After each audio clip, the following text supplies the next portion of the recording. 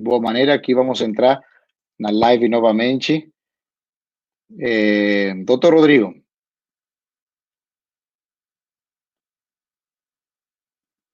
Ok.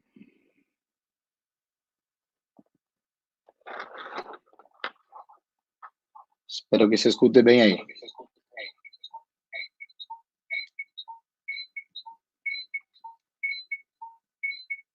Tá dando eco aqui. Eu seria colocar um fone também. Será que seria isso? Vamos ver aqui se eu tenho.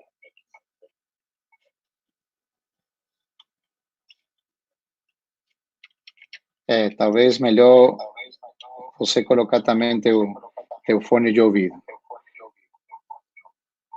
Aqui. Vocês vão ver, eu tenho que procurar nesse computador aqui onde que. Pronto, acho que agora deu.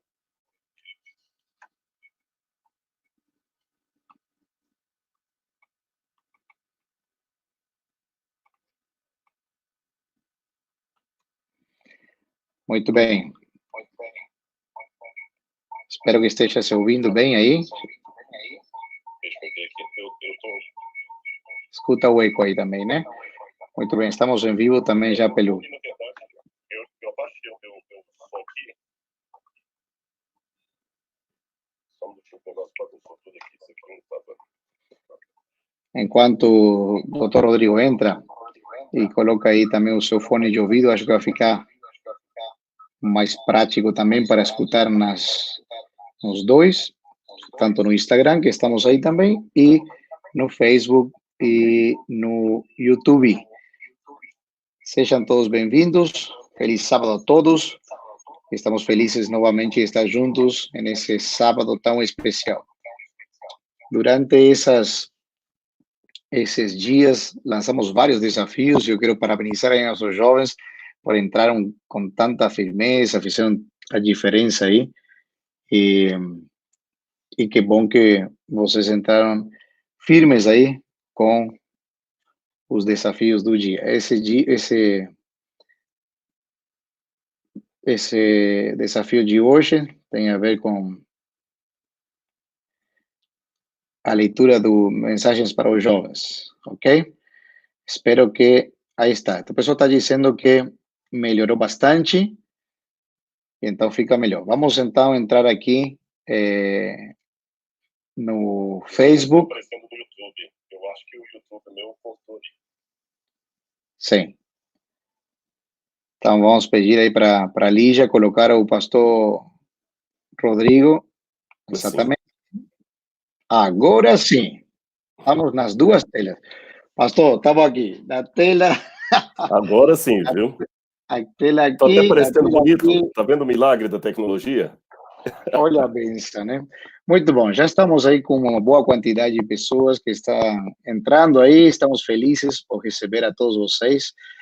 Tínhamos aí um desperfeito meio técnico, não desperfeito técnico, mas era uma questão que o problema estava entre o aparelho e a cadeira, né? No meu caso, né? Problema meu também, interface. Problema de interface. É uma pecinha que ela vem com defeito desde Adão. Mas que bom que estamos juntos. Obrigado, pastor, por receber nosso convite, por aceitar, por estar nessa tarde juntos.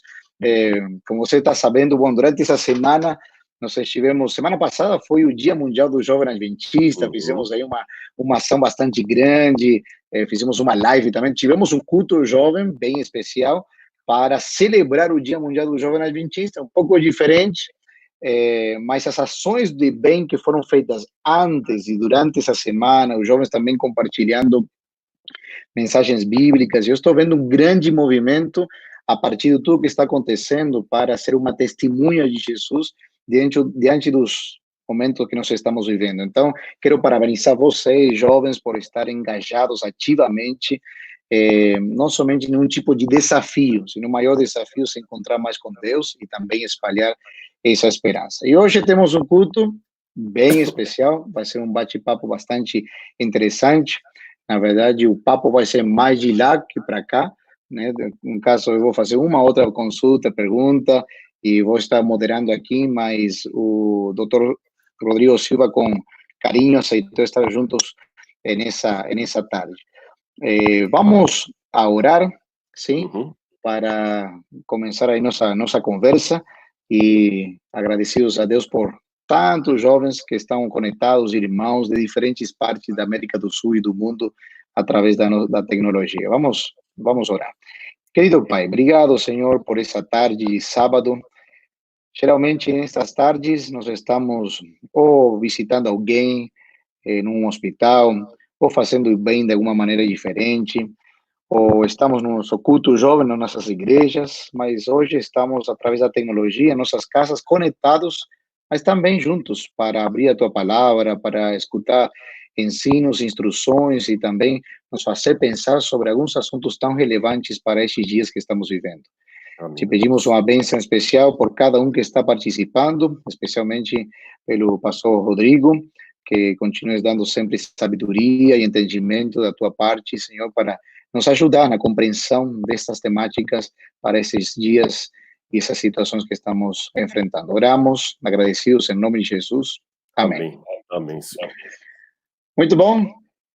Pastor Rodrigo Silva, ele é pós-graduado em filosofia, ele é mestre em teologia histórica, especialista em arqueologia, a parte que nós conhecemos talvez um pouco mais através do programa Evidências aí na Novo Tempo, e tantos vídeos também do seu canal do YouTube, e esse mestrado fez inclusive na Universidade Hebraica, né, pastor? Lá em Jerusalém. É doutor também da arqueologia clássica pela Universidade de São Paulo, pela USP, e atualmente é professor no nosso Centro Universitário de São Paulo Adventista, UNASP, conhecido com carinho, que a gente sempre fala. É também curador do Museu Arqueológico, sim, de Paulo Bark, e apresentador do programa TV Novo Tempo. E nós estamos vendo aí, pastor Rodrigo, agradecemos aí por estar junto conosco nessa tarde, nesse culto diferente que estamos tendo, que você gravou aí alguns vídeos bem interessantes, eu vi a tua participação em alguns lugares, diante da situação que nós estamos vivendo, do coronavírus, dos tempos do fim, tantas notícias que aparecem por aí, muitos falando, chegou o fim mesmo, já está a hora. Que podemos dizer sobre hábitos alimentícios, sobre escatologia, sobre coronavírus nesses dias? Conta aí para a gente, faz um pano de fundo aí da conversa que nós vamos ter hoje à tarde sobre coronavírus, os últimos dias da história desse mundo, sobre hábitos. Será o castigo de Deus? Será que Deus está intervindo na história do mundo? Bom, tenho várias perguntas para te fazer, mas vamos começando aí com o nosso papo hoje à tarde. Muito bem, pastor. Primeiramente a todos, a minha saudação, né? Em nome de Jesus, eu fico muito feliz por participar aqui com todos que estão assistindo das diversas redes aí sociais em diversos lugares do Brasil e do mundo, né? Porque a gente não sabe o alcance dessas visualizações agora. No vídeo que eu fiz, na live que eu fiz, eu até expliquei um pouquinho que esse tema de coronavírus, a ação de Deus na história, a escatologia, ele puxa desdobramentos de várias questões teológicas e filosóficas. Uma delas é da teodiceia. A gente tem Leibniz, que foi o primeiro a cunhar essa palavra teodiceia. Teodiceia é como justificar a existência de um Deus de amor no universo de sofrimento. Como é que eu posso falar isso, né? Será que Deus estaria por detrás desses flagelos? E nós temos opiniões diversas na história. Você tem desde a opinião de Calvino, João Calvino, que falava acentuava a soberania de Deus. Deus escolheu que até quem vai se salvar, quem vai se perder. Defendido pela Igreja Presbiteriana. Você tem, por outro lado, a ideia mais moderada de Bossuet, que fala que Deus escolheu até os monarcas. Você tem, no contraposto, Ritzel, que era da parte naturalista, que acredita que, não, na verdade, são todas questões da natureza, é bobagem ficar tentando encontrar uma explicação transcendental para isso. Cânceres aparecem, vírus escapam ou se formam, é produto da natureza. Os herdeiros intelectuais disso aí são os evolucionistas hoje, os ateus. E você tem aqueles que ficam meio em cima do muro entre o ateísmo e a crença em Deus, que seria o deísmo de Voltaire. Não, eu acredito que Deus existe, mas ele abandonou esse mundo. Por isso que as coisas acontecem aqui de maneira atropelada. O máximo que Deus fez como criador é dar cordas no relógio do mundo e deixar o aparelho funcionando sozinho. E, biblicamente, como é que a gente resolve isso? Hoje, nós temos uma dificuldade, Pastor Capitelli, eu não sei qual tem sido a sua experiência, ou mesmo quem está nos assistindo, de imaginar um Deus que castiga. Essa visão parece que ficou muito solapada. As pessoas não querem saber da imagem de um Deus que castiga. Parece que é quase uma heresia a frase Deus castiga. Falando em termos mais internos aqui da Igreja Adventista do Sétimo Dia, aqueles que não são adventistas que estão nos assistindo são bem-vindos, e o que eu vou falar também aplica-se a outras correntes religiosas do catolicismo, do protestantismo, até de outros ramos, mas eu quero falar especificamente dentro do adventismo e cada um adapta para a sua igreja. Nós viemos de uma época em que o adventismo tinha uma ênfase um tanto legalista na sua pregação. ênfase sociologicamente justificável. Quando os adventistas do sétimo dia surgiram no século XIX nos Estados Unidos, o que estava mais sendo solapado pelas igrejas americanas era a lei de Deus. O pessoal não estava dando bolas para a lei estava sendo colocada. Os pioneiros da igreja levantaram querendo acordar o cristianismo para a importância da lei de Deus, da guarda do sábado. E sempre que você quer dar importância a um assunto, ele se torna mais central nos seus argumentos, nos seus discursos, na sua escrita. Por exemplo, hoje a ênfase está muito grande sobre a questão de feminicídio. E vocês notaram como é que sempre os jornais trazem casos de feminicídio? Será que há mais feminicídio hoje do que havia no passado? Não. É porque, como essa é uma temática mais difundida hoje, os jornais dão mais ênfase a isso hoje do que no passado. Não que não existia feminicídio antes ou que esse fosse o único crime que temos hoje, é apenas uma questão de centralidade temática. E os pioneiros deram muita centralidade à lei, que acabou dando um tom meio legalista a esse discurso. Na América, em 1888, houve uma conferência para discutir a questão da justificação pela fé, e aqui na América do Sul a coisa demorou um pouco mais a chegar. Até por volta dos anos 80, a ênfase da igreja era muito em cima da doutrina, em detrimento ao relacionamento com Deus. Só que depois nós recebemos boas mensagens aqui de Morris Vanden, D. Queen, Alejandro Bullion e outros mais que vieram, que mostraram a importância de um Deus que ama, de um Deus que é gracioso, de um Deus que está mais interessado em salvar você do que uma mãe de tirar um filho de uma casa pegando fogo. E foi muito bem-vinda essa ênfase que nós tivemos. Só que o pêndulo da história acabou perdendo o rumo, indo para um outro extremo. Se antes havia uma ênfase à doutrina em detrimento ao relacionamento, hoje é uma ênfase ao relacionamento em detrimento à doutrina. O que importa hoje é amar Jesus. Ele não me cobra nada. Ele me aceita como eu sou. E a gente acaba bebendo um pouco do discurso pós-moderno que é feito fora da igreja. Quem ama não pune, quem ama não limita, quem ama não diz não, quem ama aceita, quem ama abraça, quem ama respeita, quem ama entende. E a gente atribui essas mesmas visões pós-modernas para o nosso discurso e para Deus. Acaba tendo uma ideia distorcida de Deus que não é a ideia bíblica, porque a mesma Bíblia que mostra Deus amando ao mundo de tal maneira que dá o seu Filho unigênito para que todo aquele que nele crê não pereça, mas tenha vida eterna, a mesma Bíblia que diz Deus é amor, também diz que Deus mandou uma praga para os israelitas que rebelavam, como, por exemplo, no caso de Coré, da rebeldia de Coré, Deus mandou também uma praga contra os assírios, conforme está escrito no livro de 2 Reis. Deus mandou pragas para o Egito, ou seja, o Deus da Bíblia, diferente do Deus pós-moderno, ele pode sim enviar castigos e pestes como o coronavírus. Eu sei que isso é forte, porque as pessoas preferem mais a ideia de Deus bonzinho, carinhoso, mas eu não posso ler a Bíblia pela metade. A Bíblia Pastor toda, Rodrigo, agradeço aí o pano de fundo que você está colocando e colocando uma pimentinha também aí na sua abordagem, porque de fato é assim, quando a gente dá uma olhada no Antigo Testamento, e a percepção que nós temos do Deus que nós temos, né? Pastor, desculpa interrompê-lo, eu não sei se dá alguma interferência, para mim aqui agora está saindo no meu fone de ouvido e no computador também a sua fala, o seu áudio, não sei se isso atrapalha alguma coisa. Tá, vamos deixar aqui. Se para o pessoal de casa estiver bem, para mim aqui não está atrapalhando. Tudo bem. Pastor, então vamos dar continuidade aí, ok? Uhum. Para que não tenha aquela interferência. Só fazendo referência aí. Então, podemos determinar, de fato, que nos últimos dias, coronavírus ou outro tipo de patologias, ou outro tipo de endemias ou pandemias, sejam castigo de Deus? Veja. Analisando essa abordagem que Uhum. você fez ou você colocou agora, né? Entendo aí essa visão geral que você colocou, né?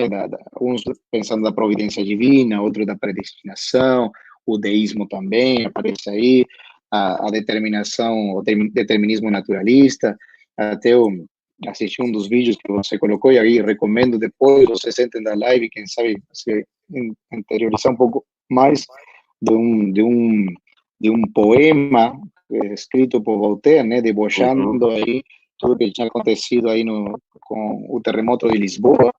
Então, diante dessa perspectiva e colocando a escatologia e os eventos finais da história deste mundo, como entra o coronavírus diante do o princípio das dores, o Muito esquema bem. mesmo final.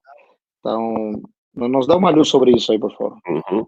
Eu deveria ter pego antes, mas eu vou citar de memória aqui o livro Eventos Finais de Ellen White.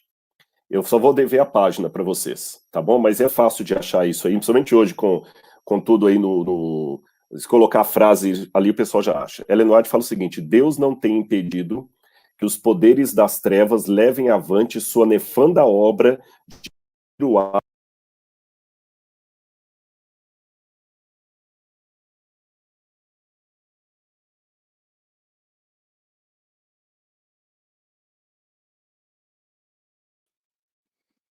Então, ela não acha mesmo que uma coisa que está aqui nesse programa, você tem que ter uma conexão está tudo aqui para vocês aí. Tem que ativar o microfone no computador. Ok.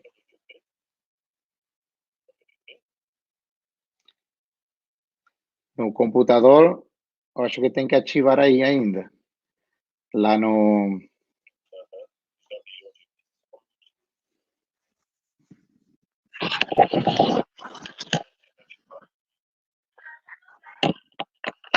Vai em frente. Mas esse meu microfone está louco, mas eu não consigo. Pode ir em frente. É os dois.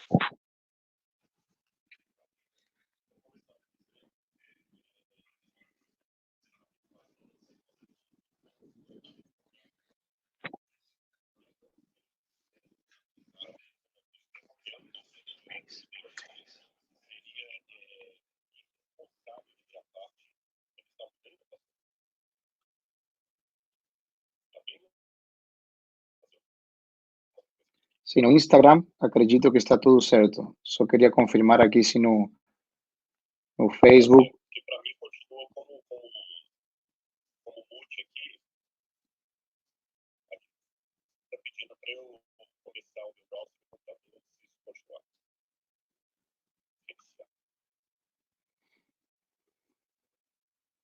Tem que iniciar então.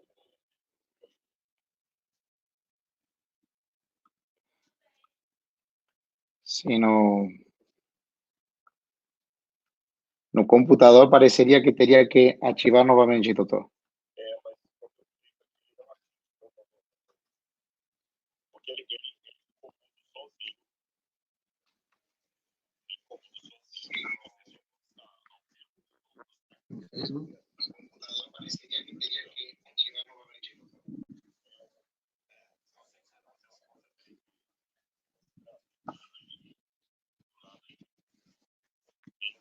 Isso, tem que clicar no microfoninho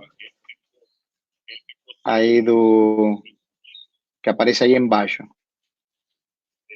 ele não está precisando ficar aqui como se não tivesse acesso. Eu vou fazer o seguinte, eu vou sair e vou entrar nessa máquina. Tudo bem?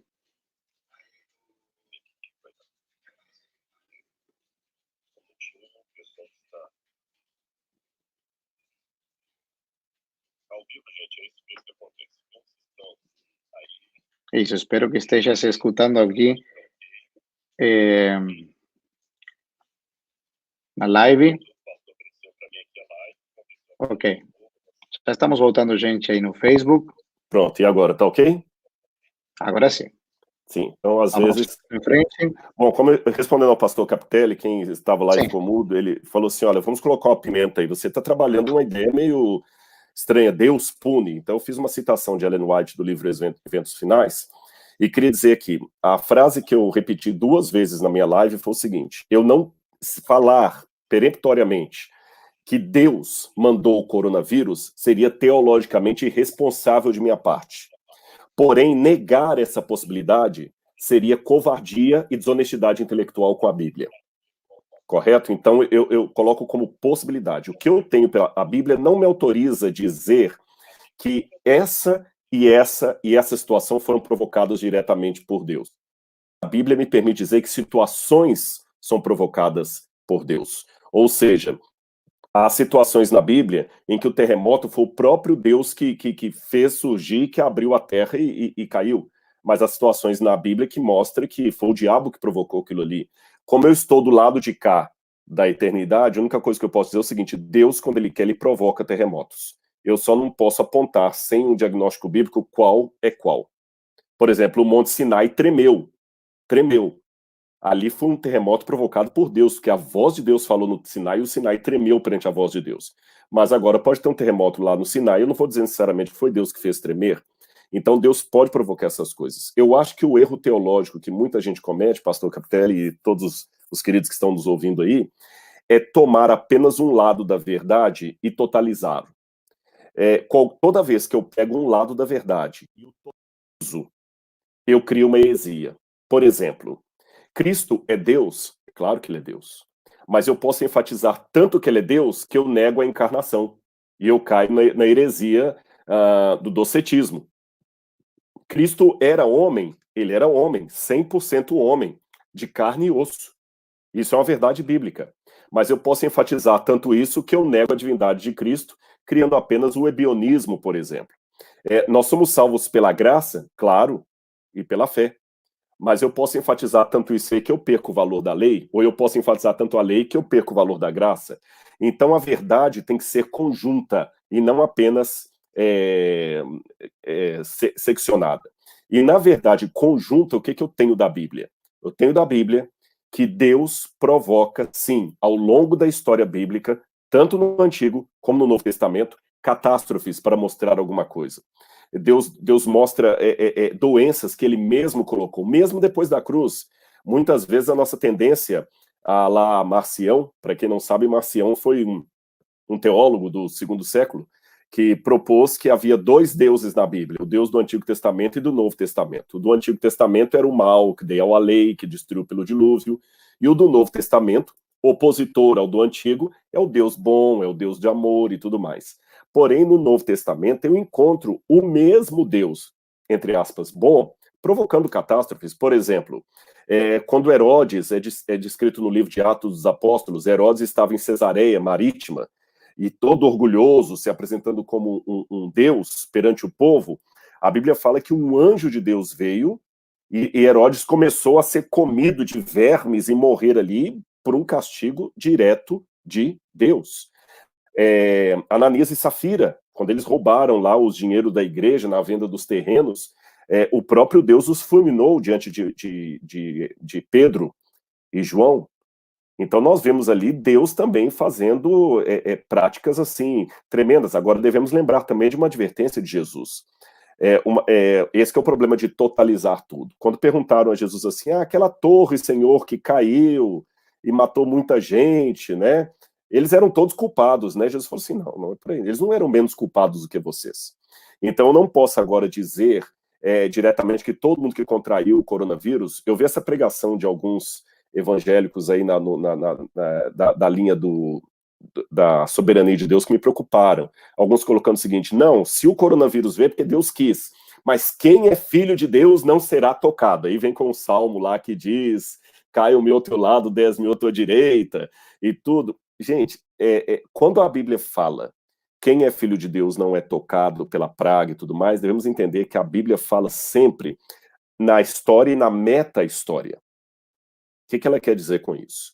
A Bíblia quer dizer o seguinte, que qualquer coisa que eu sofrer nessa vida, se eu for fiel a Deus, isso será passageiro. Não vai durar para sempre, porque eu terei eternidade. A Bíblia, em momento algum, promete que em nenhum canto o servo de Deus não vai ter problema, não vai ter doença, não vai ter angústia. Tanto é que Cristo foi tocado ali por chagas, Cristo na cruz, mas Cristo tinha um propósito. Não importa, mesmo Jesus na cruz não foi poupado. E também, se não quiser o exemplo de Cristo, eu dou outros. Deus livrou Paulo e Silas da prisão, mas o anjo que livrou Paulo e Silas da prisão não livrou Paulo da degola. O anjo que livrou Pedro da prisão não livrou Pedro de ser também crucificado de cabeça para baixo. Interessante. O mesmo Deus que livrou a Igreja Apostólica em alguns momentos não livrou noutros. Então devemos. Jó era fiel. Esse foi o nó teológico dos amigos de Jó. Porque Jó era fiel e estava sendo alcançado por tudo o que na teologia deles somente os infiéis eram alcançados: praga, doença, perda de amigos, perda da fortuna. Então eu tenho muita preocupação com essa teologia positivista que diz assim, pega o Salmo, praga nenhuma chegará à tua tenda e entende aquilo apenas no ponto da história e acaba lá, amigos de Jó, achando que todos aqueles que estão em Cristo não vão ser afetados. Meus amigos, isso não tem base bíblica. Daniel era fiel a Deus e foi parar cativo na Babilônia. Exatamente. O Elias escreveu, Elias estava quase em depressão quando ele fugiu da rainha lá, e outros casos mais a gente pode contar. Quando o Hebreus fala dos heróis de Deus, fala que alguns foram cerrados pelo meio, possível alusão ao profeta Isaías. Isaías, né? Então eu não gosto muito, eu prefiro o seguinte, é como disse o livro de Jó, ainda que ele me mate, nele eu esperarei. Bom, boa reflexão com relação a isso. Agora, diante dos acontecimentos finais da história desse mundo, claro que a gente vai buscar promessas, e esse salmo também que você fez menção, está dentro das promessas que a gente se procura para o descanso da nossa alma e tudo, mas às vezes a perspectiva que nós temos pode ser errônea ou equivocada. Os hábitos alimentícios, eu vi aí que você fez uma menção aí, um artigo interessante,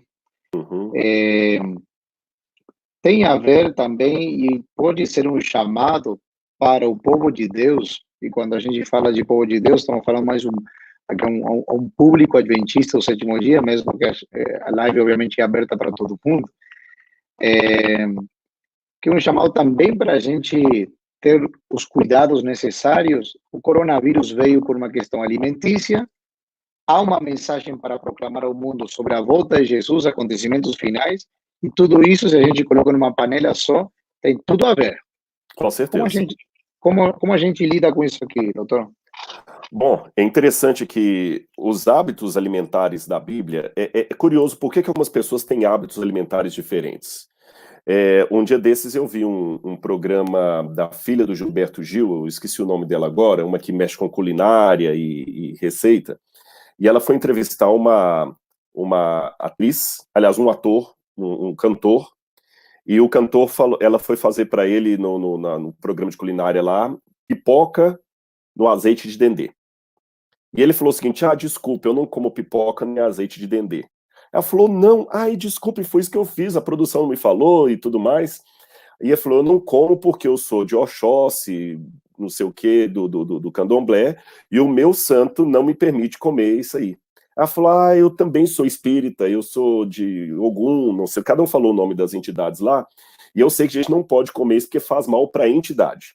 Então você nota, você tem uma situação aqui de alguém que não come determinadas comidas porque vai fazer mal pro santo dele, não é nem para ele. Tanto é que quando ele está lá incorporando, ele fuma e bebe cachaça.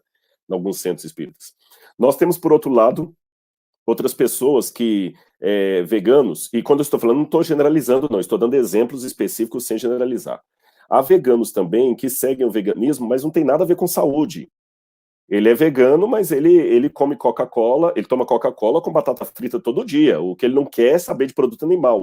O veganismo dele não é por uma questão de saúde, é apenas por uma questão de ecologia e respeito aos animais. Então, o vegano, por exemplo, ele não vai aceitar colocar um cinto de couro no corpo, ele não come carne, ele não come ovos, ele não bebe leite, mas ele não se importa de passar todo dia tomando Coca-Cola, porque o objetivo do veganismo não é saúde, é proteção aos animais.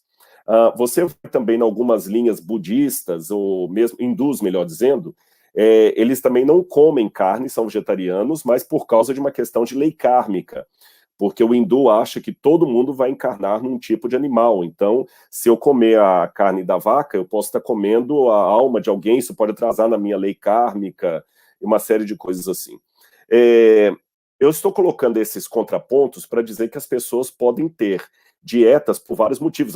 Eu tenho que citar mais um também. Há pessoas que fazem uma dieta, por exemplo, eu vou abandonar o trigo, eu vou abandonar carboidrato, mas é porque, porque eu quero ficar bonito, ou bonita, com o corpo esbelto, né? Então, eu faço o jejum intermitente, alguma coisa assim, tudo. São propostas alimentares que nós vemos por aí, seja por motivo religioso, como eu apresentei do budista, do espírita, seja por motivo ecológico, como eu apresentei do vegano, seja por motivo estético, como eu apresentei essas novas que tem por aí. A pergunta que eu tenho que fazer, biblicamente, por que motivo eu tenho uma dieta? Esse é o ponto.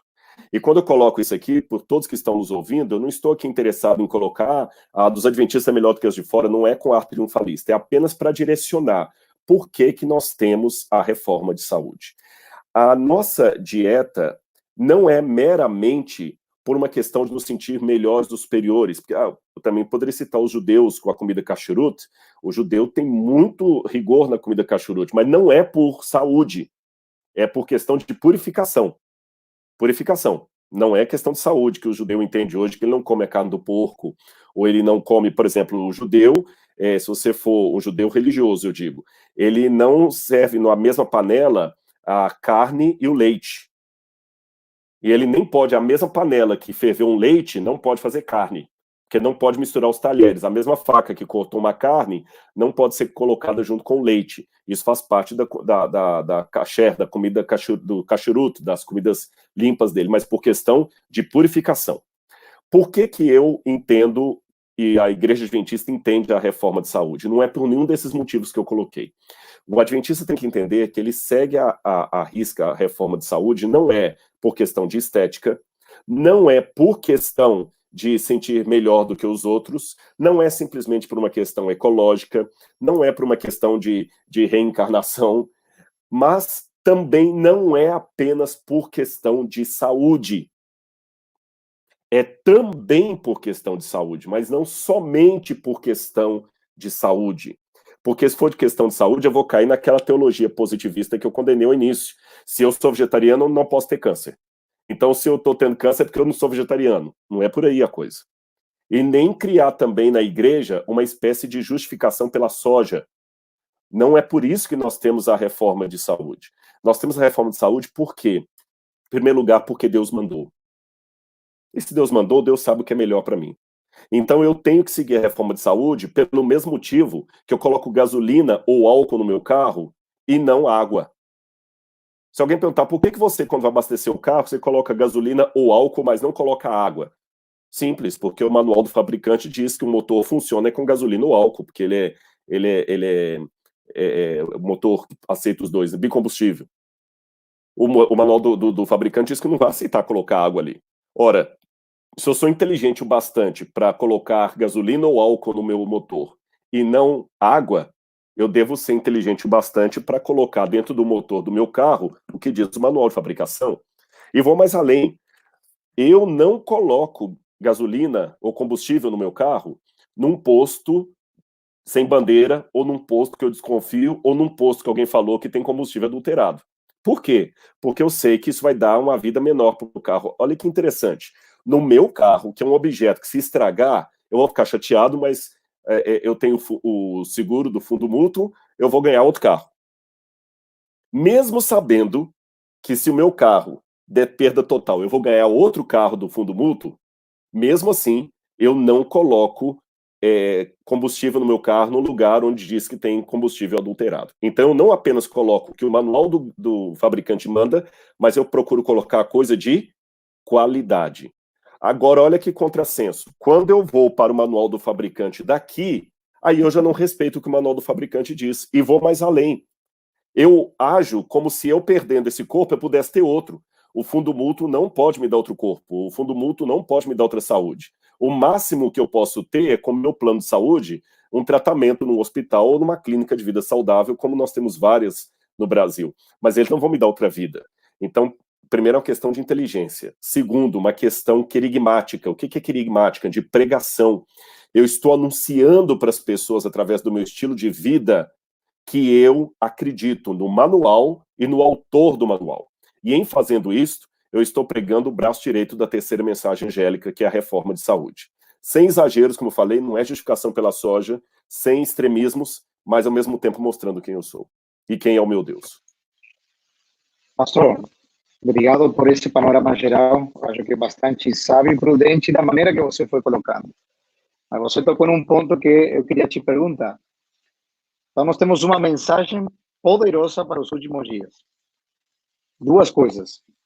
Você acha mesmo que estamos vivendo nos últimos dias e o coronavírus e tudo que está acontecendo, essa situação também financeira mundial, e o que virá a acontecer nas próximas semanas, sem ser profeta, mas nós percebemos, de fato, que existirá um caos mundial financeiro.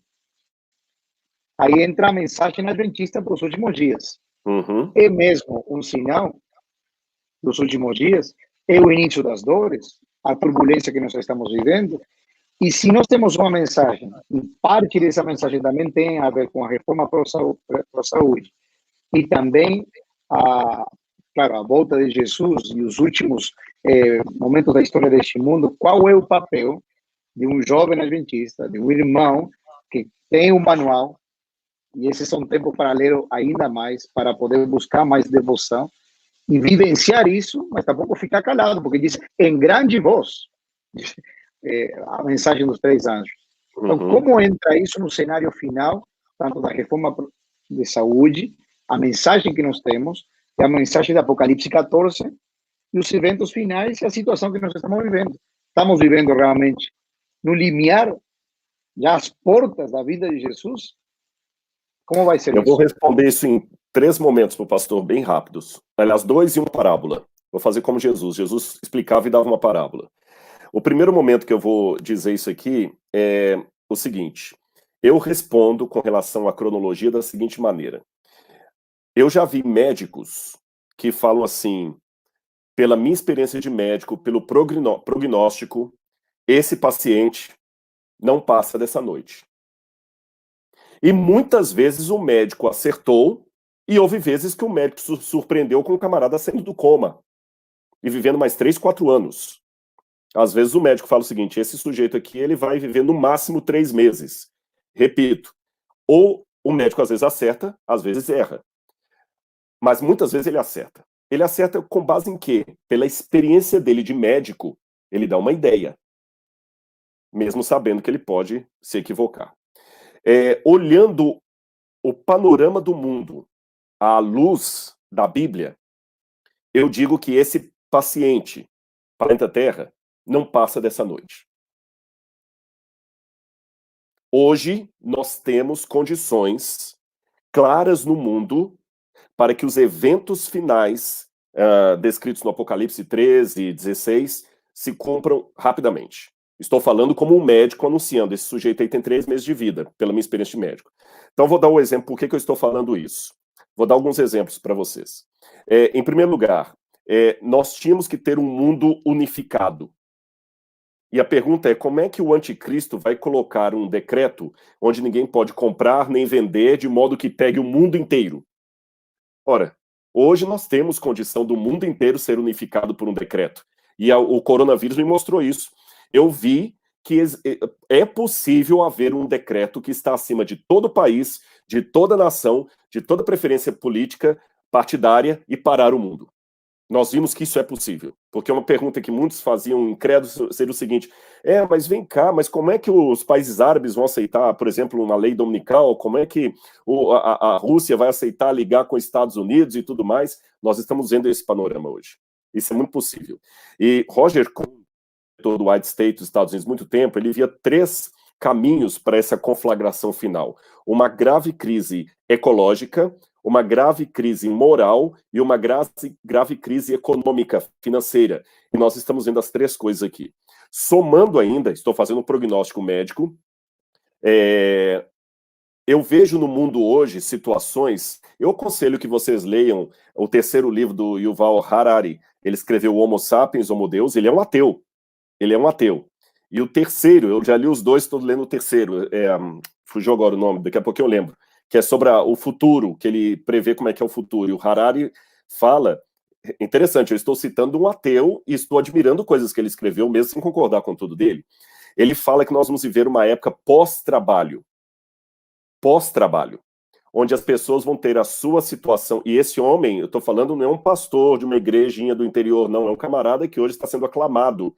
Ele diz que o mundo vai ter que ser interligado em termos econômicos. E que nós não vamos precisar nem de trabalho, que nosso trabalho vai ser controlado pelo governo, que vai dar pensão, porque não haverá emprego para todo mundo. A máquina vai substituir muita gente. Para o mundo não eclodir, ele diz que o sucesso do mundo será fazer como o governo de Israel faz com os judeus ortodoxos, que eles ficam só estudando e o governo dá pensão para eles. Junto com o Yuval Harari, nós temos o outro, Bauman. Bauman é muito citado agora. Quem estuda sociologia ou filosofia na faculdade leu Bauman, fala da sociedade líquida. Bauman fala que nós precisamos, mais do que nunca na história, de um governo único. Há 5 questões hoje no mundo que não tem quem os controle e é muito perigoso deixar essas potências solitárias. Em primeiro lugar, internet. Quem controla a internet está na mão de ninguém. Você pode colocar na internet um vírus que você faz derrubar a Bolsa de Valores de Nova York. Ou você pode vender armas nucleares por ali. Segundo, quem controla tráfico de drogas e de armas? Temos que ter legislação internacional para isso. E não adianta a Interpol nem a ONU, que eles não estão fazendo esse papel. Quem controla a crise ecológica do mundo? Vimos aí o Papa até acionando que a Amazônia do mundo, e o Bolsonaro falou: a Amazônia é nossa, mas realmente, se hoje a Amazônia acaba, o mundo inteiro vai. Vocês viram que um vírus não controlado na China afetou o mundo inteiro. Quarto, quem controla a Bolsa de Valores? Quem controla a Bolsa de Valores? Hoje, uma queda na Bolsa de Valores pode fazer falir um banco no Brasil. Um empresário que está nos ouvindo até agora pode perder tudo por causa de uma especulação de uma bolsa de valores em Hong Kong. E quem controla isso não está na mão de ninguém. É especulação. E, por último, quem controla o terrorismo do mundo? Então, esses elementos são como se fossem crianças soltas numa casa com objetos cortantes e inflamáveis, colocando o risco de matar todo mundo. É necessário, estou usando a analogia de Bauman, é necessário que haja uma babá para tomar conta dessas crianças, que elas estão soltas e são muito perigosas. E quem seria essa babá mundial hoje? Então temos que construir, repito, não estou citando pastor Bullion, nem Ellen White, nem pastor Capitelli, nem pastor Ayrton Keller, eu só estou usando autores céticos, ateus, seculares, pessoas que são aplaudidas na faculdade. Não estou nem citando a Bíblia. Esses autores estão dizendo que chegamos finalmente a uma condição que ou o mundo faz isso ou o mundo vai acabar. Temos que ter um governo único, ainda que os países tenham a sua independência, que eles respeitem esse governo único, que a ONU não serve para esse papel. E esse governo único tem que controlar o comprar, o vender, o sair, o transitar, as questões todas. Ele tem que ter uma lei supra, e os governos têm que aceitar isso. E ele fala: hoje, Bauman, o único homem capaz de ocupar esse posto é o Papa Francisco. Bauman falou em que Eu não acho que Bauman leu O Grande Conflito ou assiste a Novo Tempo. Bauman não assistiu nenhuma série de conferências de Mark Phelan, nem leu o novo livro dele que a Casa Publicadora está citando agora. Não acredito que Bauman foi a uma assembleia da Conferência Geral, não. E nem acredito que Bauman leu o Apocalipse. Bauman apenas fez uma leitura sociológica. O que eu estou querendo dizer, pastor Capitelli, é que eu não preciso, por favor, entendam bem para não soar herético o que eu vou dizer. Eu não preciso necessariamente da Bíblia para ver a profecia da Bíblia. Quero dizer, o que eu quero explicar com isso é o seguinte: mesmo que eu fechar hoje a palavra de Deus, é nesse sentido que eu quero dizer isso. Eu olhar para a janela da minha casa, eu vejo aquilo que a palavra de Deus falou acontecendo ali sem nenhum pastor precisar levantar. Repito que eu tenho medo de ser mal interpretado. Quando eu falo que não preciso da Bíblia, não é isso. A Bíblia é a palavra profética. Eu digo que uma vez que eu conheço a profecia, eu não preciso ouvir nenhum pastor. Basta eu olhar pela janela. Agora, como eu falei, esse é um prognóstico similar ao do médico quando diz. Olha, eu acho que esse camarada não passa de 2 dias no hospital. E muitas vezes o médico acerta. O camarada, ou às vezes ele fica muito tempo. Agora, se eu tenho um paciente, um parente que eu amo muito, e o médico fala o seguinte: Rodrigo, eu perdi o meu pai ano passado. Meu pai faleceu. Né? E quando eu soube que ele estava nas últimas, eu fui várias vezes a Belo Horizonte, porque um médico amigo meu, adventista, falou assim: olha, você vem porque você vai despedir do seu pai. E eu fui já sabendo disso. Eu não fiquei apostando na ideia de, vai que ele erra e meu pai vai viver mais 1 ano. Se você está morando em qualquer lugar e o médico fala o seguinte: pega o avião e vem para cá, porque a chance de você despedir da sua mãe, se você for inteligente, você pega o avião e vai. Mesmo sabendo que há uma chance do médico estar viver mais 2 anos. Mas você pega e vai. Então hoje eu estou vendo um mundo que está fadado a morrer talvez em pouco tempo. Eu estou pegando o avião e estou indo atrás. Estou me preparando. Mas nisso aqui eu quero colocar 2 anotações para entrar na parábola final que eu queria dizer. A primeira anotação: cuidado, porque ao mesmo tempo que Jesus falou, quando vier o Filho do Homem, porventura achará fé na terra, o mesmo Jesus que falou isso, também falou: haverá falsos cristos e falsos profetas. E qual será a ênfase dos falsos cristos e dos falsos profetas? Então esse aqui eu tenho que deixar muito claro e redondinho, senão meu discurso ficará pela metade.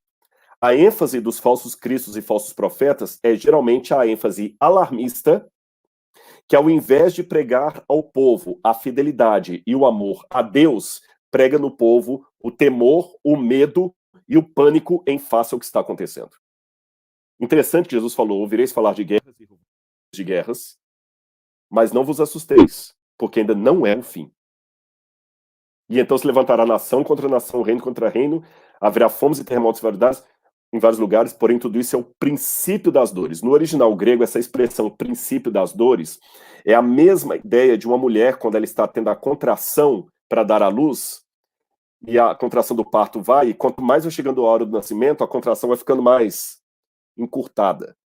Então, devemos ficar alerta, mas mais do que desesperados, angustiados, proclamando pânico geral, é erguer a minha cabeça, sabendo que a minha salvação se aproxima.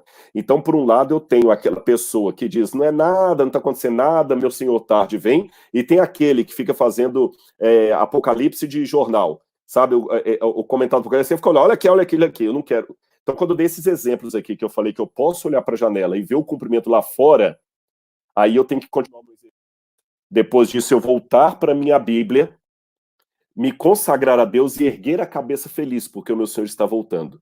Agora, se eu não fizer isso, se eu ficar só olhando pela janela e fechar a Bíblia definitivamente, aí eu vou cair nessa onda desses pregadores apocalípticos que eu toda hora vendo e ficar falando muita bobagem. Olha, esse cara vai assinar o decreto dominical, não, porque eu tenho um amigo de um amigo de um amigo que trabalha na Casa Branca, que ouviu que o presidente tem um decreto dominical guardado lá, um amigo de um amigo família falou que os Illuminati vão fazer isso e tudo mais. Eu tenho toda aquela teoria da conspiração, e o diabo gosta de teoria da conspiração, sabe por quê? Porque, em primeiro lugar, a teoria da conspiração, vejam, os exemplos que eu dei aqui, eu procurei citar autores sérios, eu dei fonte bibliográfica do que eu falando, eu falei de Bauman, eu falei de Yuval Harari, quando eu citei esse artigo que o pastor mencionou, e eu citei o artigo científico e mostrei mas geralmente teóricos da conspiração, eles, quando citam, é recorte de Folha de São Paulo, de revista Veja, ou então um amigo de um amigo de um amigo que ouviu que alguém falou. Então, o diabo gosta desse negócio, porque dá uma falsa ideia de sinal quando não é, e quando os verdadeiros sinais acontecem, as pessoas não acreditam. Será que eu tenho tempo só para contar uma parábola, pastor? Eu não sei como é que está o nosso tempo aí. Acho que sim, temos aí mais uns 3 minutinhos. Então vou terminar contando só uma parábola aqui para que todo mundo possa refletir em casa. Dá seu recado final, do papel que nós temos nesses últimos dias, e aí fazemos a oração e terminamos. Nós gostaríamos de continuar, né, pastor? Mas, sim, mas o tempo urge. Vamos para o espanhol agora, né? Ah, sim, com certeza. Então, pessoal, a história que eu quero contar para vocês, essa história é baseada em um fato real que aconteceu na Europa no século XVII. Havia uma cidade que era uma cidade que tinha um costume interessante. Os moradores da cidade, todos os dias, saíam da cidade e trabalhavam num campo que havia a mais ou menos 2, 3 quilômetros da cidade. Eles iam com as enxadas, assobiando, cantando, mulheres, crianças, velhos, adultos, todos. E ali trabalhavam o dia inteiro na lavoura. À noite voltavam e dormiam para no outro dia de novo para a lavoura. Até que um dia mudou-se para aquela cidade um circo. E aquele circo tinha palhaços que faziam o povo rir muito, o povo ficava entretido com as piadas, as cambalhotas que os palhaços davam, e era muito gostoso assistir os palhaços. E a rotina mudou, porque agora, antes de dormir, eles assistiam os palhaços, riam e iam para casa, rindo. No outro dia, trabalhavam na lavoura, já querendo voltar à noite para ver mais um show dos palhaços. Até que um dia, os palhaços estavam se aprontando para o espetáculo e o povo estava longe na lavoura, trabalhando, quando, de repente, um palhaço falou: "Você está sentindo cheio de queimado?" "Eu estou." O mato em volta da cidade começou a pegar fogo. E em breve chegaria na cidade, ia ser uma perda total. O palhaço desesperado falou: "Nossa, vamos apagar o fogo." O outro: "Não, nós não damos conta de pagar, temos que chamar o povo para nos ajudar, nós dois sozinhos não damos conta, então vamos lá." Começou a tirar a roupa de palhaço, falou: "Não dá tempo, não dá tempo, temos que correr." E foram correndo os dois palhaços estrada fora para avisar o povo que a cidade estava na iminência de perigo. E quando o povo estava lá trabalhando na lavoura deles, lá ao longe vem pulando com roupas coloridas 2 palhaços. E eles gritavam e pulavam, e gritavam e pulavam. E o povo, quando viu aquela cena, começou a rir. E quanto mais os palhaços pulavam e gesticulavam, mais o povo ria e dava gargalhadas. Era muito engraçado. E os palhaços gritavam e o povo ria. O mestre, quando contava uma parábola, aliás, eu alerto que a perda foi total, o incêndio queimou o circo, o trade, a fazenda, tudo do povo queimou tudo. O mestre Jesus, quando contava uma parábola, perguntava aos ouvintes: "O que vos parece? Onde está o problema? Na mensagem ou nos mensageiros?" Todas as vezes que eu falo que Jesus breve voltará, mas eu não vivo como quem está ardentemente desejando a volta de Jesus, eu pareço um palhaço com a imagem correta, com a mensagem correta. O máximo que eu arranco das pessoas é gargalhadas. Toda vez que eu falo com o mundo sobre reforma de saúde, mas eu vivo como se tudo isso fosse bobagem, faço até piadinha disso, eu pareço um palhaço com a mensagem correta. Todas as vezes que eu deixo de fazer uma análise fria da sociedade, com fontes básicas, conforme a Bíblia apresenta, à luz da Bíblia, para ficar correndo atrás de sensacionalismo e teoria da conspiração, eu pareço um palhaço com a mensagem correta. Eu gostaria, pastor, não só para mim, mas para você, para o seu ministério, para todos os jovens que estão conosco agora, que nós fôssemos bem mais do que palhaços contando piadas ao mundo. Fôssemos arautos de Cristo, advertindo para os solenes tempos em que vivemos. Eu, Rodrigo, acredito que os próximos anos são anos que devemos prestar bastante atenção, porque podem ser os últimos anos desse mundo, como médico que anuncia que alguém está para morrer. Se eu errar, não importa, eu continuarei esperando o meu Salvador, como espero desde o dia do meu batismo. Porque existe uma diferença entre crer que e crer em. Há muitas pessoas que só creem que. Ele crê que Jesus vai voltar. Eu quero crer que, eu quero desejar a volta de Jesus. Mais do que apenas crer, eu quero desejar a volta de Jesus. Amém, pastor. Pastor, obrigado, eu não sei obrigado se mesmo. caiu, deu para ouvir, mas pelo menos o meu parece que Sim. deu um fim de transmissão aqui. Só do Instagram, mas continuamos aqui no YouTube e no Facebook. Pastor, obrigado pela reflexão, obrigado pelas orientações, obrigado por nos ajudar a fazer também pensar nos momentos que estamos vivendo da história deste mundo e o nosso papel fundamental nesses dias. Vamos orar por isso. Te peço que você faça uma oração, aí depois despedimos a nossa gente. Amado Deus, em nome de Jesus, obrigado porque o Senhor está conosco. Eu e Pastor Capitelli, Senhor, estamos aqui juntando os nossos esforços para relembrar essa juventude, a nossa mensagem, o nosso papel nesse mundo e os eventos que nos aguardam. E que nós possamos em breve, muito breve, ver o Senhor voltando nas nuvens com poder e grande glória. Dá-nos a tua paz, Senhor. Por amor do teu nome nós oramos. Amém. Amém. Obrigado. Eu que agradeço, Rodrigo Silva, por esses momentos que nós passamos aqui juntos. Obrigado a todos que participaram também da live. Vamos depois olhar aí os comentários, poder ajudar na maneira do possível, compartilhar também a live e entrar no seu canal. Repete seu canal aí de YouTube, por favor, e seu Instagram, pastor. É @Rodrigo Silva Arqueologia. No YouTube é @Rodrigo Silva Arqueologia com um A só. E o Instagram, Rodrigo Silva Arqueologia. Perfeito. Essas são as redes sociais do Dr. Rodrigo Silva, você pode seguir.